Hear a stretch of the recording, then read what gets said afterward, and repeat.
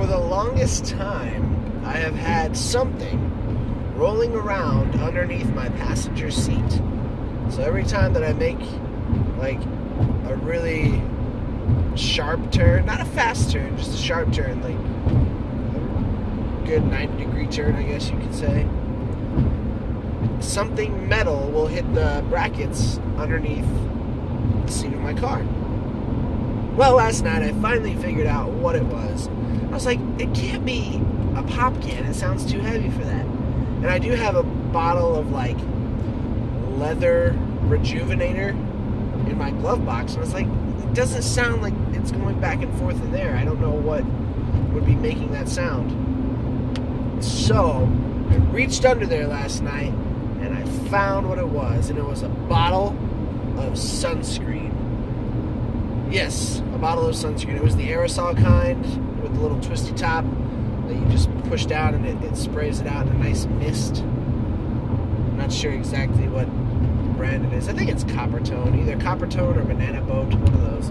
But it's in a metal can and it has a little spray button. So I finally dug that out of there. It's in my glove box now. And the reason I'm reminded of it is I just took a turn from my road onto the main road in town, or one of the main roads in town, and heard both bottles in my glove box slide and hit together. So it still made the same sound. So not that it was extremely annoying, but moderately annoying enough that I wanted to do something about it. So I'll probably let it sit for another couple of months before I actually do anything about it. Another thing, last night, Mary Jane and Ellie and Linda are getting ready for their trip to Arizona. They leave tonight. Excuse me. They leave tonight as soon as Mary Jane gets home from work. And like I said, they're heading to Joplin, Missouri first. That's where they're going to stop. I have terrible allergies right now, by the way. My nose is stuffy. My throat is scratchy. My eyes are watery. Ugh.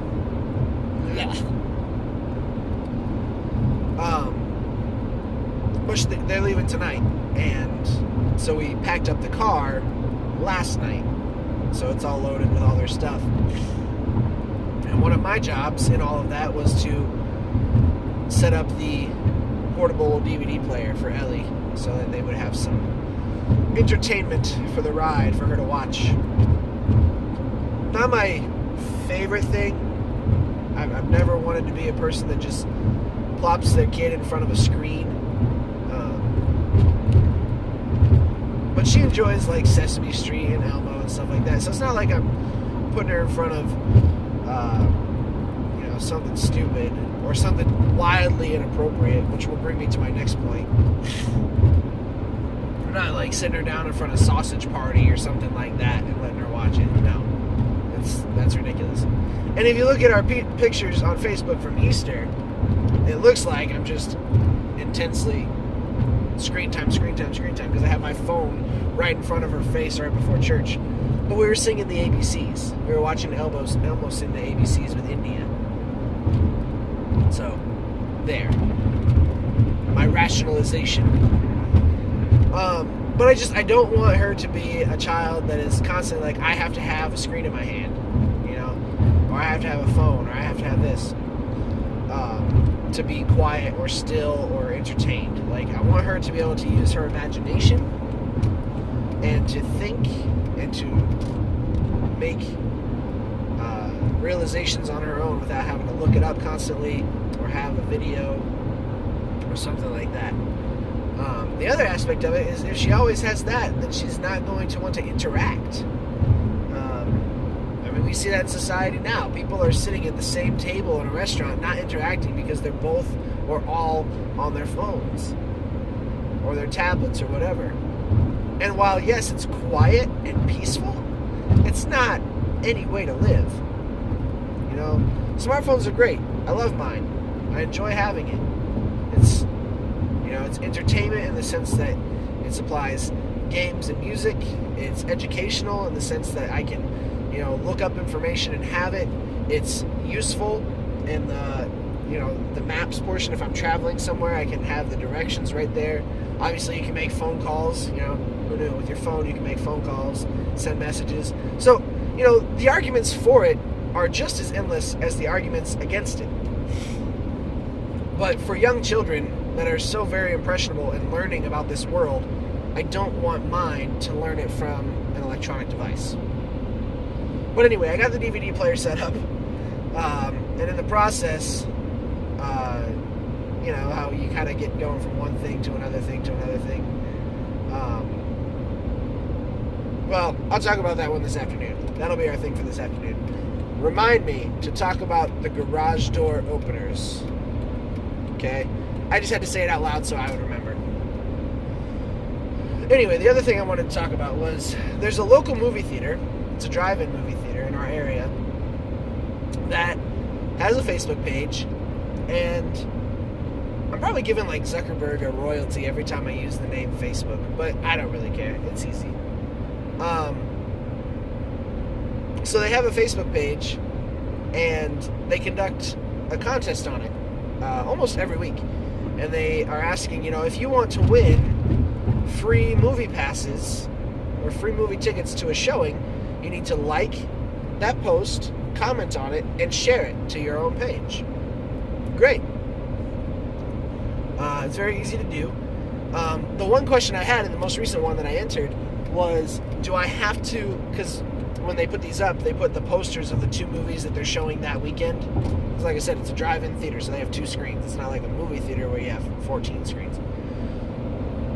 And so I commented, I said, does it have to be one of these 2? Because the choices were Fate of the Furious, the new Fast and Furious movie, or Boss Baby. And while both of them could be entertaining in their own right, I don't want to see either of them. I'm not intrigued by either of them. I fell off of the Fast and Furious kick after like the 3rd one, and that was probably too many.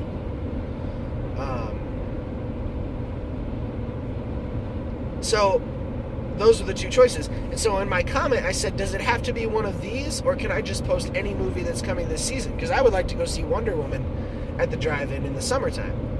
So that's what I put as my comment. Well, yesterday they announced the winner. It wasn't me. It was some lady, Gail or Gabrielle or something. I don't know. But one of the comments above that, when I checked to see who the winner was, I saw another comment, and it was from a man who said, and I quote, "My now 7-year-old would love to see Fast and Furious." Well, first of all, you said the title wrong. It's Fate of the Furious. Fast and Furious was, I believe, the 3rd installment, maybe the 4th. I don't know.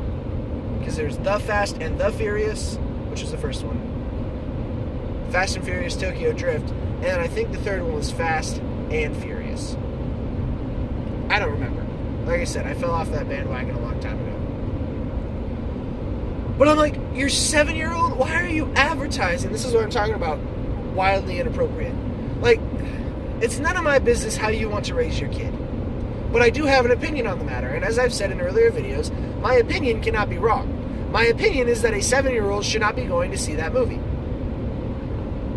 And here's why. 1, it's rated PG-13, which means parental guidance suggested, and it's best to be age 13 or older. That's what that rating means. So your now 7-year-old, by that statement, my now 7-year-old must mean that he just turned 7 recently. So he's really still mostly 6. Like, he's completely 7, obviously. He's turned 7. But he's not that far removed from 6. So he's about half the age of the person that is suggested to see that movie. So I got a little curious, and I got online, and I went to a website that I trust. It's called commonsensemedia.org. And it's basically information for parents and families on what to expect from certain movies. And they're usually pretty up to date. I use it for my classroom a lot because obviously we have to watch like school appropriate things. So I look up movies that I'm going to show in class to make sure that, they don't have too much sex or violence or language or anything like that. So I looked up Fate of the Furious, and it had all of the above. It had language, and they gave explicit examples of the language used in the movie. Pretty much everything in the book that you could imagine. All the 4 and 5 letter words that make you sound like an uneducated imbecile and dirty and gross. Yeah, all those words. It had those. It had violence, car crashes, explosions. It said blood splatter is shown.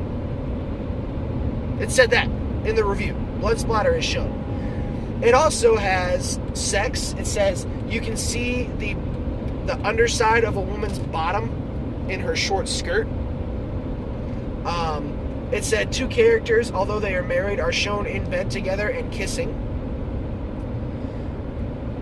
And I mean, like I said, it's none of my business what you want to expose your kid to, but your 7-year-old, in my opinion, does not need to be seeing that. All that's going to do is make my job harder in the future when that kid, or a kid like that, comes through my classroom and is now desensitized to all the inappropriate things in this world. You know, I have different views on it as a Christian, but as a teacher of children who I want to make an impression on, how can I make anything more interesting or more intriguing than the stuff that they've already seen? Whether it's good or bad, it's interesting and intriguing to a young mind because it's adult material. That stuff is made to entertain adults who have now been desensitized to the younger things of the world. But now kids are getting more and more desensitized to that. They are seeing more and more things that are meant for adult minds and are therefore no longer curious because they don't have to be. They're no longer intrigued. They're no longer imaginative. So it makes my job that much harder to combat that. Like, how do I make it as interesting as possible when they've already been exposed to everything? And I'm not saying that I want to teach the kids about dirty words or about violence and blood or even sex for that matter, because that's not my job. But my job is to expose them to the realities of this world, and I cannot make that more interesting than the falseness of cinema. Because movies are entertaining. They are fun. They are intriguing. They suck you in, and they just attach to you and make you feel like you're part of the action.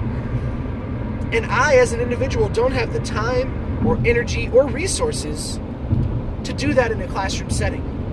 There are some teachers that do. I'm not in a position where I can do that. So don't take your 7-year-olds to PG-13 and R-rated movies. I don't want kids coming back after a weekend and saying, "Hey, Mr. Gilly, I just saw Deadpool." You're 9. You're 9 years old. What are you watching Deadpool for?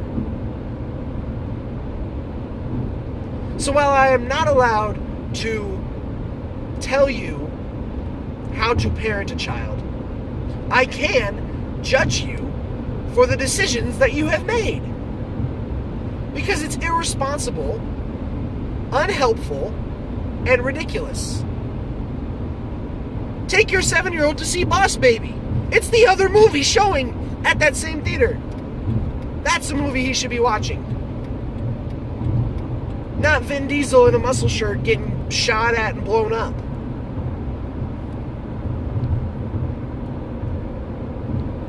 That's all I got. We'll talk about garage door openers this afternoon.